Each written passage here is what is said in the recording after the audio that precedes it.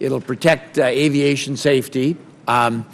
It'll spare us all a lot of bureaucracy and save us a lot of money and help facilitate investment in our regional airports. And what it is, it's an amendment to amend the FAA's what they call the reimbursable fee agreements.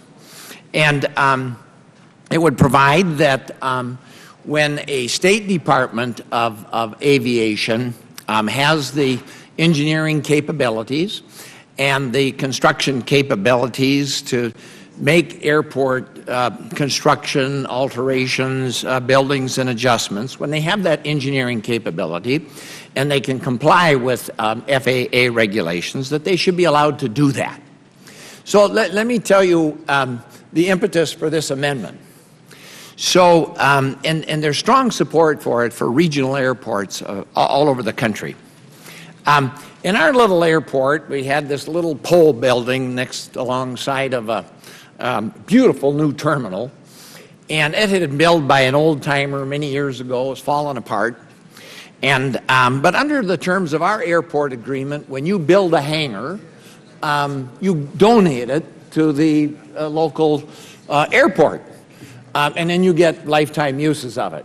Well, the old-timer passed away, and some of the young businessmen in town and women said, you know, we want to build $1 million hangar there to accommodate a lot of the private business jets in the area.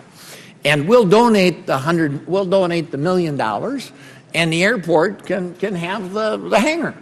We just want lifetime use of it. Well, here comes what we call the reimbursable fee agreement, okay? So I checked with our Department of Aviation out in Minnesota. They said it turns out there's a couple little towers there by the building. They're not as tall as the roof in this building. Everybody in this room knows two guys with a pickup and a backhoe that can move those towers in a couple hours for a few $1,000s, okay?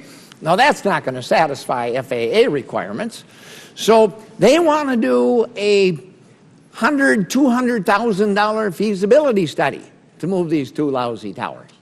And then they estimate it may cost $300,000 or $400,000 to actually move them. And under the reimbursable fee agreement system, these investors have to pay that additional $500,000. Well, I say that's ridiculous. Spend another $500,000, you know, studying and moving these two lousy little towers that are lower than the ceiling here, when our Department of Aviation, who places towers like that in place and knows how to move towers like that in place and have moved towers like that in place, and they say they can do it for $15,000, $16,000. So this amendment would allow them to do that in states all across the country, provided they have the engineering capabilities to do the feasibility study and the right placement for the radio towers, and they have the construction capabilities to do it in compliance with FAA regulations and requirements. So that's what's a very simple amendment, would allow them to do that, and I urge my colleagues to support it. Seems common sense. So common sense. Way to save money. That's right. Encourage investment. Improve airports all across the country. Mr. Chairman, I reserve the balance of my time.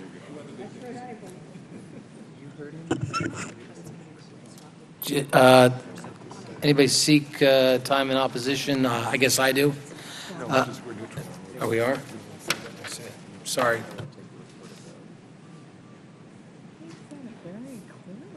I thank the gentleman for offering his amendment. This is an interesting idea that gives states greater role in ensuring local development and aviation can coexist while maintaining higher levels of safety. Again, at this time, we have no objection to the amendment.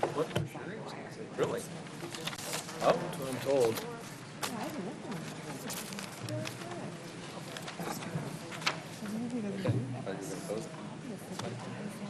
Huh? No objection? We have no objection. So all those in favor of Mr. Nolan's number 52, say aye. Aye. Aye. All opposed? Appears the ayes have it. The amendment is accepted. Thank you, Mr. Chairman, members of the committee.